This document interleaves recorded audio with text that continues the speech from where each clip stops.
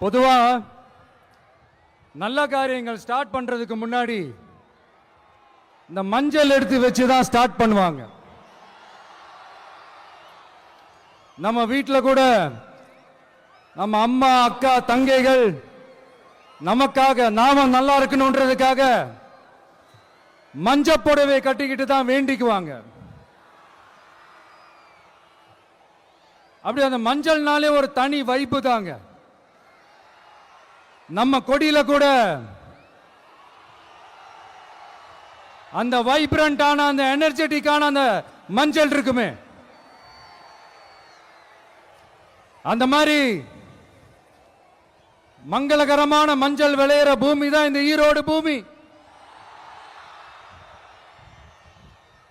இங்க வந்து மஞ்சளை பத்தி பேசாம வேற எங்க போய் பேசுறது?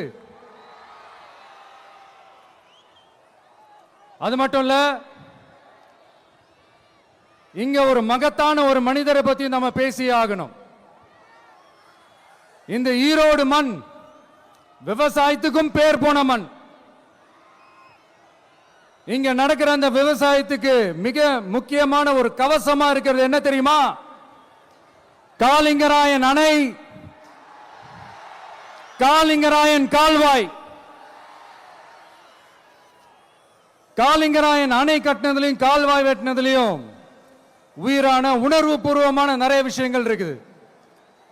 அப்படி அந்த ப்ராசஸ்ல அவர் அந்த அணை கட்டும் போதும் கால்வாய் வெட்டும் போதும் ரொம்ப சோர்வடைஞ்சிட்டாராம். அப்ப அவங்க அம்மா அதை பார்த்துட்டு சொன்னாங்களாம், மகனே காளிங்கா, தயிர் வித்த காசு தாழ்வாரம் வரைக்கும் இருக்குது, மோர் வித்த காசு முகுட வரைக்கும் இருக்குது, அதை எடுத்துக்கிட்டு போய் அணைய கட்டியா கால்வாய வெட்டியான்னு சொல்லி தைரியம் கொடுத்தாங்களாம். பெத்த அம்மா கொடுக்கிற அந்த தைரியம் இருக்கு பாருங்க, அதை தாண்டி வேற எதுவுமே கிடையாதுங்க. ஒரு மனுஷனால எதையும் சாதிச்சு காட்ட முடியும்.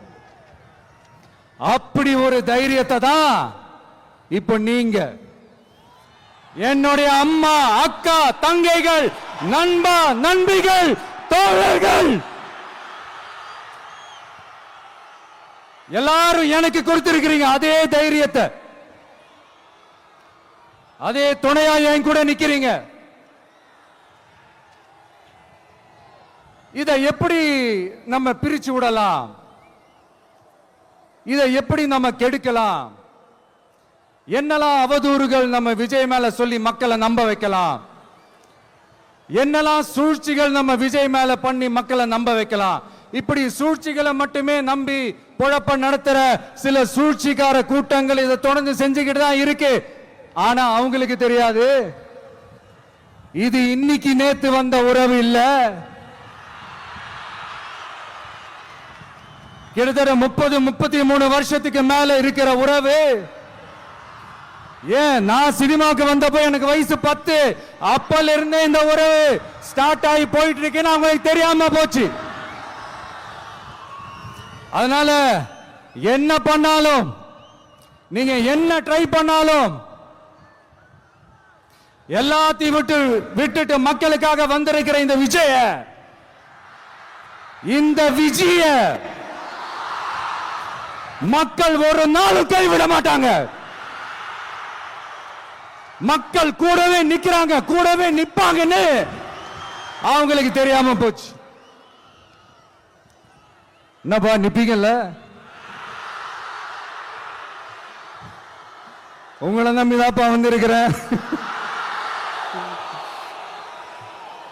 அதான் இந்த சத்தம் தாங்க வாழ்நாள் பூரா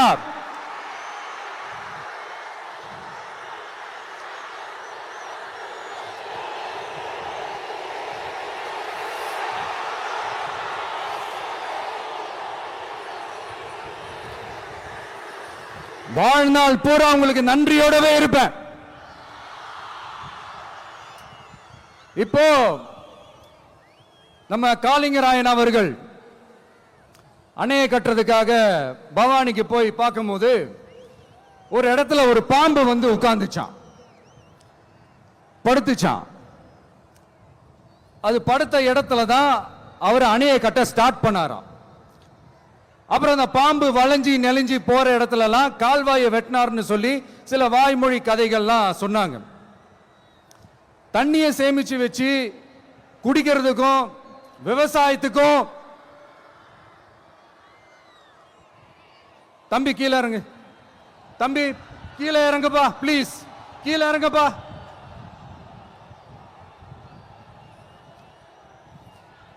ஓகே, தேங்க்யூ தேங்க்யூ. கீழே இறங்குங்க, கீழே இறங்குப்பா.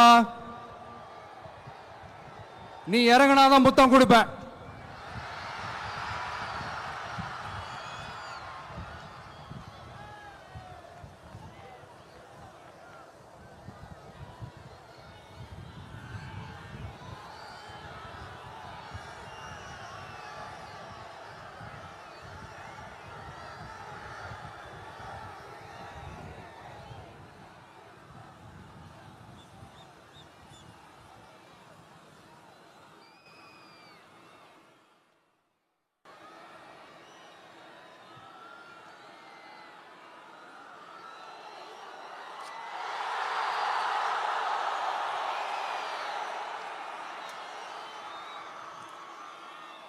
இப்படி தண்ணியை சேமிச்சு வச்சு குடிக்கிறதுக்கும் விவசாயத்துக்கும் வழி வகுக்கிறது எவ்வளவு பெரிய ஒரு நல்ல விஷயம்.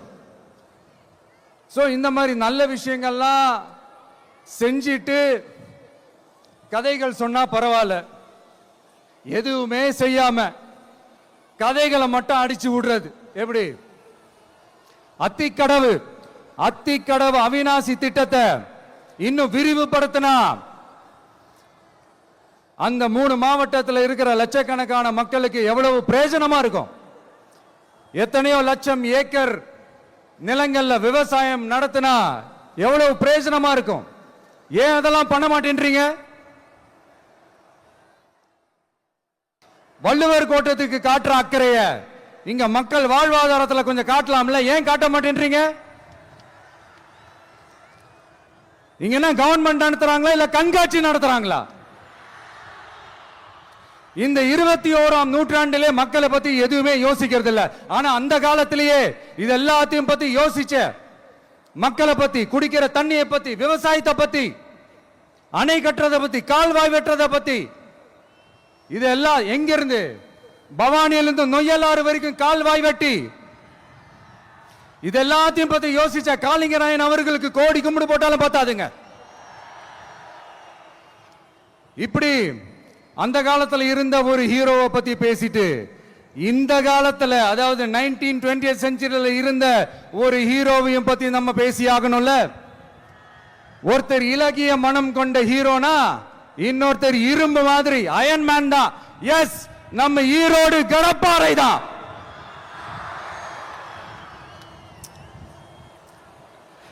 ஒட்டுமொத்த தமிழ்நாட்டையே திருப்பி போட்ட சீர்திருத்த நெம்புகோல். ஈரோடு மாவட்டத்தில் பிறந்த அவர்தான் இந்தியாவுக்கே இடஒதுக்கீடு சம்பந்தமான அரசியல் சட்டத்தை திருத்தறதுக்காக போராட்டம் நடத்தினவர் யாரு? நம்ம தந்தை பெரியாரு. 100 வருஷத்துக்கு முன்னாடியே வகுப்பு வாரி பிரதிநிதித்துவம் வேணும்னு கேட்டவர். அன்னைக்கும் சரி இன்னைக்கும் சரி ஒரு ஆச்சரியத்தோட பார்க்கக்கூடிய ஒரு மனிதர், நம்மளுடைய கொள்கை தலைவர். அப்ப அண்ணாவும் எம்ஜிஆரும் யாரு? பெரியார் அவர்கள் கிட்ட இருந்து எங்களுக்கு தேவையான கொள்கைகளை எடுத்துக்கிட்டோம். அவரை ஃபாலோ பண்ற, அவரை வழிகாட்டி ஏத்துக்கிட்ட அண்ணா அவர்கள் கிட்ட இருந்தோம், எம்ஜிஆர் அவர்கள் கிட்ட இருந்தோம் தேர்தல் அணுகுமுறையை எடுத்துக்கிட்டோம். அண்ணாவும் எம்ஜிஆரும் தமிழ்நாட்டோட சொத்து. அவங்கள பயன்படுத்துறத பத்தி யாரும் இங்க கம்ப்ளைண்ட்லாம் பண்ண முடியாது. அண்ணா எங்களோடது, எம்ஜிஆர் என்னோடது, எங்களோடது, நீங்களா எடுத்துக்க கூடாது அப்படிலாம் யாரும் இங்க அழுதுட்டு இருக்க முடியாது, சொல்லிவிட்டேன். அதனால நாங்க ஒரு வழியில அரசியல் செஞ்சுக்கிட்டு போயிட்டு இருக்கிறோம். உங்களுக்கு தான் டிவிக்கு ஒரு பொருட்டே இல்லல, அப்புறம் ஏன் கதறீங்க? அப்புறம் ஆளாளுக்கு அங்க போயிட்டு இங்க போயிட்டு புலம்பி தள்ளிக்கிட்டு இருக்கிறீங்க. இது எப்படி இருக்கு தெரியுமா? எனக்கு பயம் இல்ல, எனக்கு பயம் இல்ல. அப்படின்னு சத்தமா சவுண்ட் விட்டுக்கிட்டே சத்தமா பாட்டு பாடிக்கிட்டே இந்த நடுங்கிக்கிட்டே சின்ன பசங்க நடந்து போவாங்க. அந்த மாதிரி இருக்கு. முதல்ல மண்டையில இருக்கிற கொண்டைய மறைங்க சார்.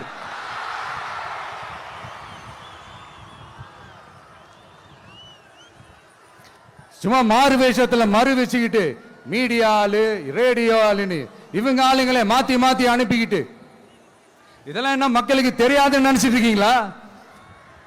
மக்கள் எல்லாத்தையும் உன்னிப்பா கவனிச்சிட்டு இருக்காங்க. அதனாலதான் சொல்றேன், உங்களுக்கு நீங்க கொள்ளையடிச்சு வச்சிருக்கிற காசு தான் துணை. ஆனா எனக்கு என் மேல எல்லையில்லா பாசம் வச்சிருக்கிற இந்த மாசு தான் துணை.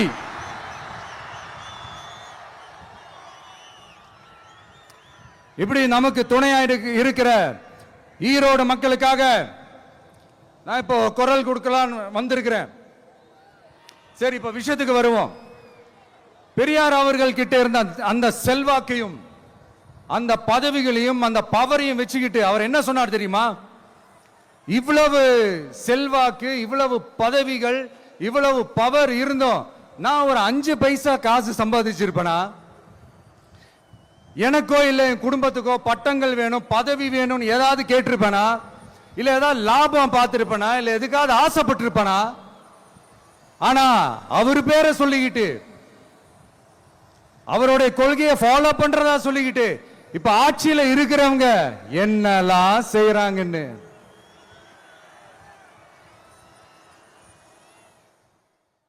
அதனாலதான் சொல்றோம், பெரியார் பேரை சொல்லிக்கிட்டு தயவு செஞ்சு கொள்ளையடிக்காதீங்கயா, தயவு செஞ்சு கொள்ளையடிக்காதீங்க. அவரு பேரை சொல்லிக்கிட்டு பெரியார் பேரை சொல்லி கொள்ளையடிக்கிற இவங்க தான் நம்மளுடைய அரசியல் எதிரி. மக்களை நீங்க சொல்லுங்க, நம்மளுடைய அரசியல் எதிரி யாரு? நம்மளுடைய கொள்கை எதிரி யாரு? ரிப்பீட், நம்மளுடைய அரசியல் எதிரி யாரு? நம்மளுடைய கொள்கை எதிரி யாரு? உங்களுக்கு புரியுது இல்ல? எனக்கு அது போதும்யா, எனக்கு வேற எதுவுமே தேவையில்லை.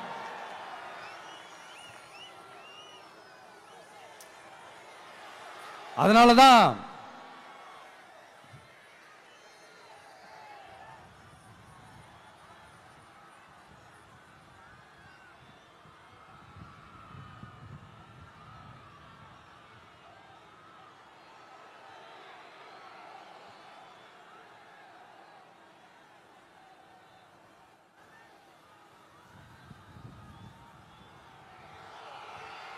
உங்களுக்கு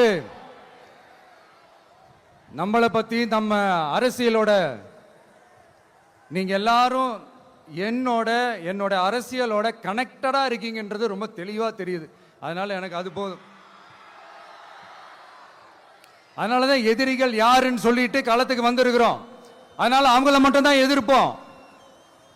அதுவும் அந்த எதிரிகள் யாரு இப்போ இங்க 2026 சட்டமன்ற தேர்தலில் களத்தில் இருக்கிறாங்களோ அவங்கள மட்டும் தான் எதிர்ப்போம். சும்மா களத்திலே இல்லாதவங்களையும், களத்துக்கும் அவங்களுக்கும் சம்பந்தமே இல்லாதவங்களையும் எதிர்க்கிற ஐடியாலாம் இல்ல பாஸ். நீங்க கேட்கிறீங்கன்றதுக்காக எல்லாம் எதிர்த்துட்டு இருக்க முடியாது பாஸ். எங்களுக்கு நிறைய வேலை இருக்குது.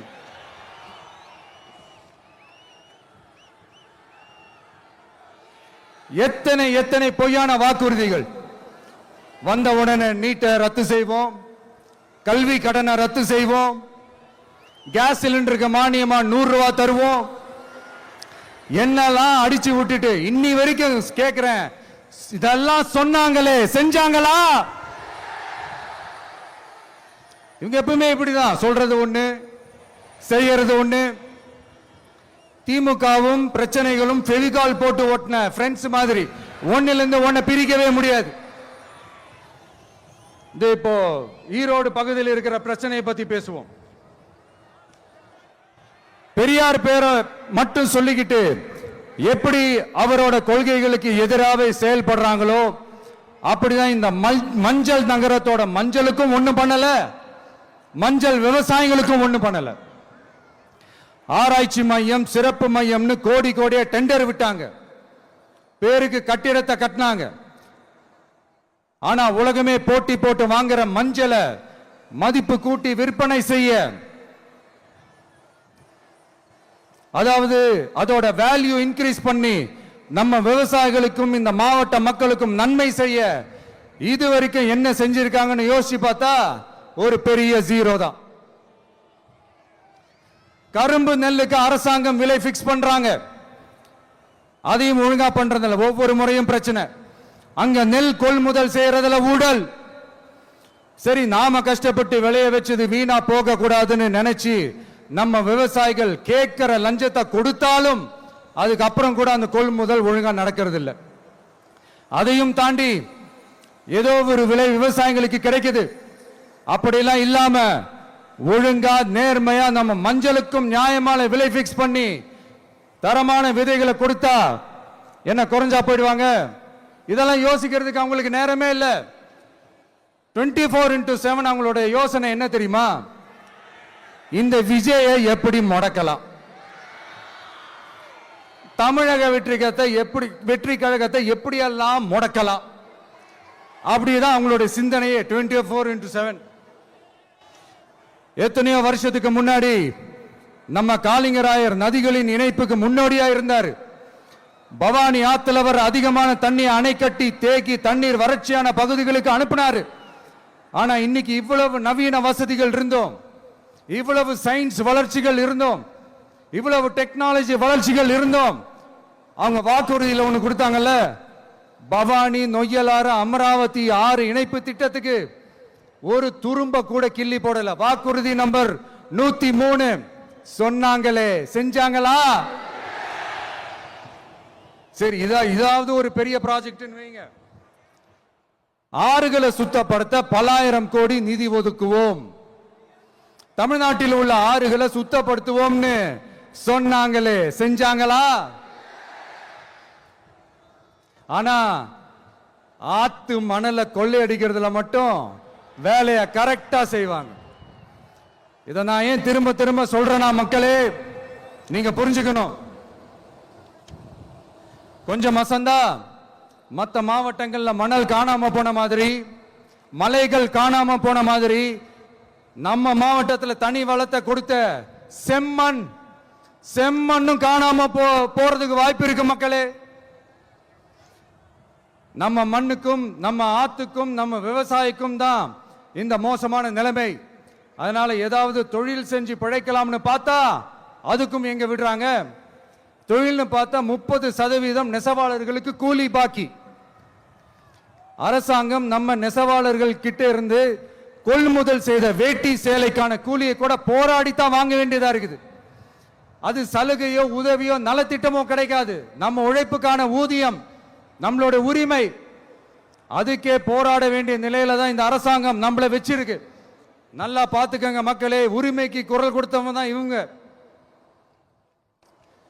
சிறு குறு தொழில்கள் பீக் ஹவர்ஸ் சார்ஜ்னு கரண்ட்டுக்கு அநியாய விலை வச்சு அதையும் செய்ய விடாம நம்மளை முடக்கிடுறாங்க. அந்த பீக் ஹவர்ஸ் சார்ஜ் கொள்ளையால எத்தனை வருஷமா எவ்வளவு பேர் பாதிக்கப்படுறோம், எவ்வளவு தொழில்கள் பாதிக்கப்படுது. நாமளும் கத்துறோம், போராடுறோம், கோரிக்கை வைக்கிறோம். எதையாவது இவங்க கண்டுக்கிறாங்களா? கொஞ்சம் யோசிங்க. ஏன் கண்டுக்க மாட்டேன்றாங்கன்னு கொஞ்சம் யோசிங்க. அப்பதாங்க பிரைவேட்ல அதிக விலைக்கு கரண்ட் வாங்க முடியும், அதுக்கு டெண்டர் விட முடியும். அப்படி டெண்டர் விட்ட மேட்டர்ல எல்லாம் என்ன நடக்கும்னு உங்களுக்கும் தெரியும், எனக்கும் தெரியும், நம்ம எல்லாருக்குமே தெரியும். இந்த மாதிரி ஈரோடுல மட்டும் இல்ல, எந்த மாவட்டத்துக்கு போனாலும் பிரச்சனைகள் மேல பிரச்சனைகள் தான். அதையெல்லாம் தீக்கிறதுக்கு ஒரு சொல்யூஷன் கூட சொல்லாம இதுல வேற பெருமையா மாடல் அரசுங்கிறது இல்ல. நான் கேட்கிறேன், கூச்சமா இல்ல?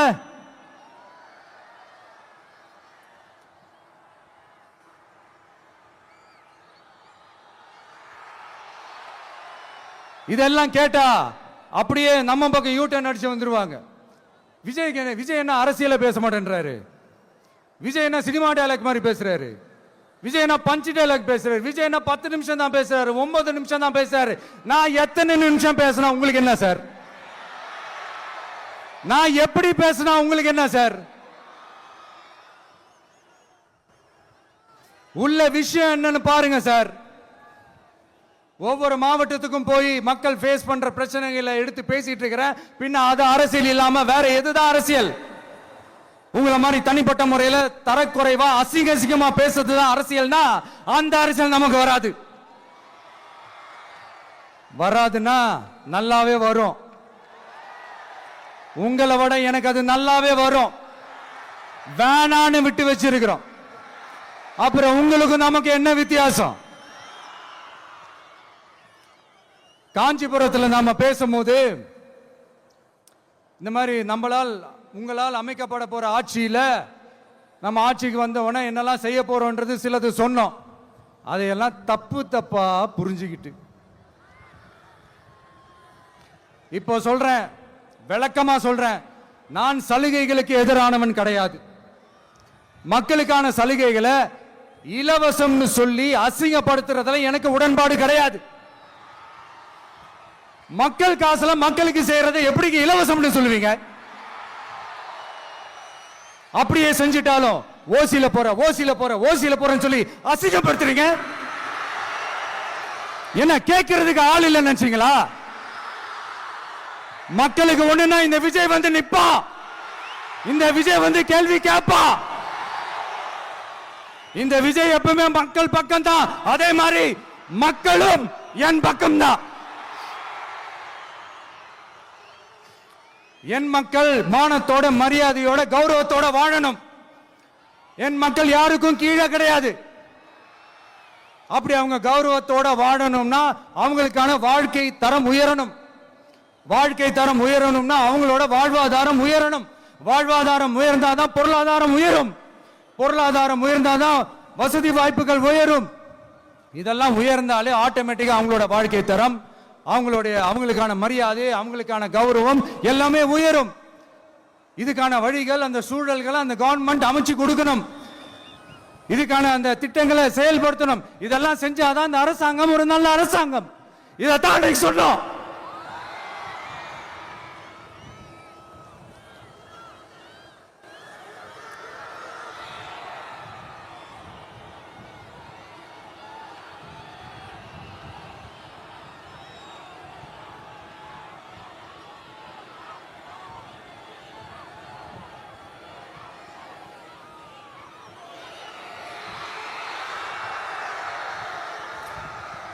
இதைத்தான் இன்னைக்கு சொன்னோம். உடனே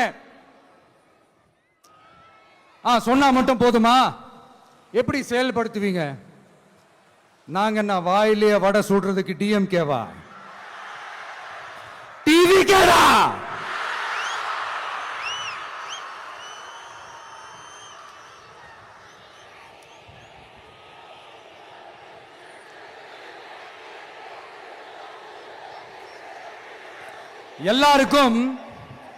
எல்லாருக்கும் நிரந்தரமான ஒரு வீடு இருக்கணும்னு சொன்னோம்.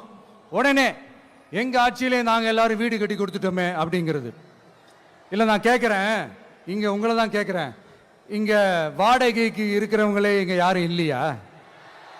எல்லாருக்கும் சொந்தமா வீடு கட்டி கொடுத்துட்டாங்களா? அடுத்து வீட்டில் இருக்கிற ஒவ்வொருத்தரும் மினிமம் டிகிரி படிச்சிருக்கணும் அப்படின்னு சொன்னோம். உடனே எங்க ஆட்சியிலே எல்லாரும் டிகிரி படிச்சு முடிச்சிட்டாங்களே அப்படிங்கிற மாதிரி சொல்றது அது உண்மைனா? ஸ்கூல் லெவல்லையே டிராப் அவுட்ஸ் அதிகமானது யாரோட ஆட்சியிலங்க?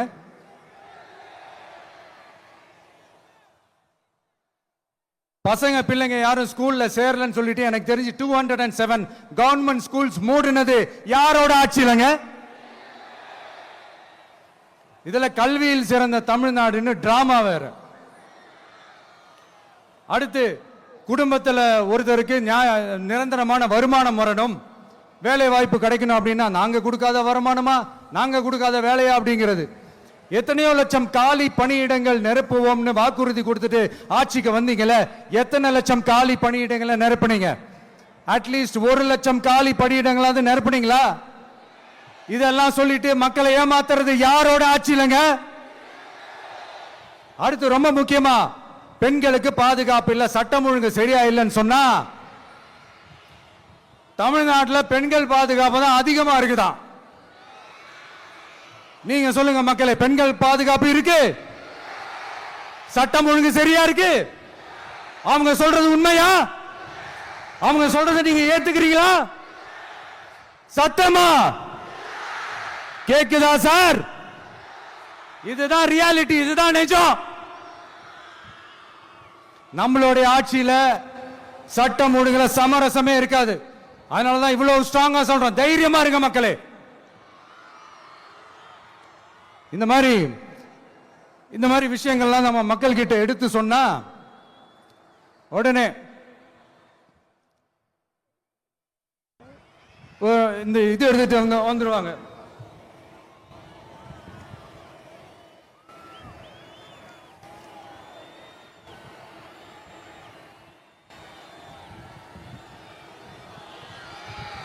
இந்த மாதிரி இதெல்லாம் என்னென்ன செய்ய போறோன்றது சிலதெல்லாம் காஞ்சிபுரத்தில் சொன்ன மாதிரி சொன்னா எல்லாத்தையும் தப்பு தப்பா திருச்சி பேசிக்கிட்டு அவதூறு பரப்பிக்கிட்டு. நான் கூட யோசிப்பேன், எம்ஜிஆர் அவர்களும் மேடம் ஜெயலலிதா மேடம் அவங்களும் ஒரே வார்த்தையில சொல்லி இந்த திமுகவை காலி பண்ணாங்கல்ல. நான் கூட யோசிப்பேன், ஏன் இவ்வளவு ஹார்ஷா பேசுறாங்க, ஏன் இவ்வளவு ஹார்ஷா அவங்கள திட்டுறாங்கன்னு யோசிச்சது உண்டு. இப்பதானே புரியுது. அவங்க ரெண்டு பேரும் சொன்னதை இப்ப நானும் ரிப்பீட் பண்றேன். திமுக ஒரு தீய சக்தி, திமுக ஒரு தீய சக்தி, திமுக ஒரு தீய சக்தி, திமுக ஒரு தீய சக்தி, தீய சக்தி, தீய சக்தி, தீய சக்தி. என் நெஞ்சில் குடியிருக்கும் ஈரோடு மக்களே,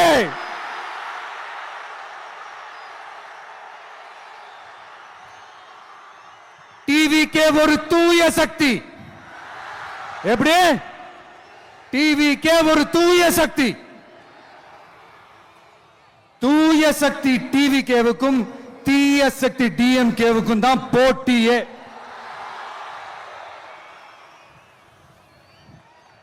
என்ன முடக்கலாம்னு நினைக்கிறீங்க, ஆனா இந்த சத்தத்தை ஒரு நாள் உங்களால முடக்க முடியாது. மக்கள் விரோத திமுக அரசை வீழ்த்த மக்கள் சக்தியான நம்மளால மட்டும்தான் முடியும். அண்ணன் செங்கோட்டையன் அண்ணன் அவர்கள் நம்ம கூட வந்து சேர்ந்தது நமக்கு ஒரு மிகப்பெரிய ஒரு பலம். அந்த மாதிரி செங்கோட்டையன் அண்ணன் அவர்கள் மாதிரி இன்னும் நிறைய பேர் வந்து சேர இருக்கிறாங்க. அவங்க எல்லாருக்குமே அந்த உரிய அங்கீகாரத்தை கொடுப்போம். அது மட்டும் இல்ல, அப்புறம் இன்னொரு விஷயம் சொல்ல மறந்துட்டேன். இப்ப ரீசெண்டா ஒரு இடத்துல நம்ம சிஎம் சார் அவர்கள் பேசும்போது சொன்னாங்க, என் கேரக்டரையே புரிஞ்சுக்க மாட்டேங்கிறேன். இது சினிமா டயலாக் இல்லையா? நான் ஏதாவது பேசினா சினிமா டயலாகா? சார் பேசினா அது சினிமா டயலாக் இல்லையா? சிலப்பதிகாரத்திலிருந்து எடுத்ததா அந்த லைன், என் கேரக்டரையே புரிஞ்சுக்க மாட்டேன்றது. உங்களை எப்படிதான் சார் புரிஞ்சுக்கிறது? எந்தெந்த விஷயத்துலலாம் சார் உங்க கேரக்டர் நாங்க புரிஞ்சுக்கிறது? அதையும் நீங்களே சொல்லிட்டீங்கன்னா கொஞ்சம் நல்லா இருக்கும் சார். சட்டம் ஒழுங்குல நாடே சந்தி சிரிக்குது, அதுலயா? பெண்கள் பாதுகாப்புல நாடே சந்தி சிரிக்குது, அதுலயா? பொய் வாக்குறுதிகளா கொடுத்து ஏமாத்தி ஆட்சிக்கு வந்தீங்களே, அதுலயா? எதுலதான் சார் உங்க கேரக்டர் நாங்க புரிஞ்சுக்கிறது? ஆனா ஒண்ணு, தமிழ்நாட்டில் ஆட்சி செய்யற நீங்களும் சரி, ஒன்றியத்தில் ஆட்சி செய்யறவங்களும் சரி, நீங்க ரெண்டு பேரும் முதல்ல என்னோட கேரக்டரை புரிஞ்சுக்கணும் சார். என்னோட கேரக்டர்னு சொன்னது நம்ம மக்களோட கேரக்டரை. 2026 சட்டமன்ற தேர்தலோட அந்த கேரக்டரே கொஞ்சம் வேற மாதிரி சார். அத கொஞ்சம் தயவு செஞ்சு நீங்க புரிஞ்சுக்கணும் சார். புரிஞ்சுக்கலனா மக்களே உங்களுக்கு புரிய வைப்பாங்க சார். கான்பிடென்ட்டா இருங்க சார், நல்லதே நடக்கும் சார். வெற்றி நிச்சயம் சார். மீண்டும் சந்திக்கும் வரை நன்றி, வணக்கங்க சார்.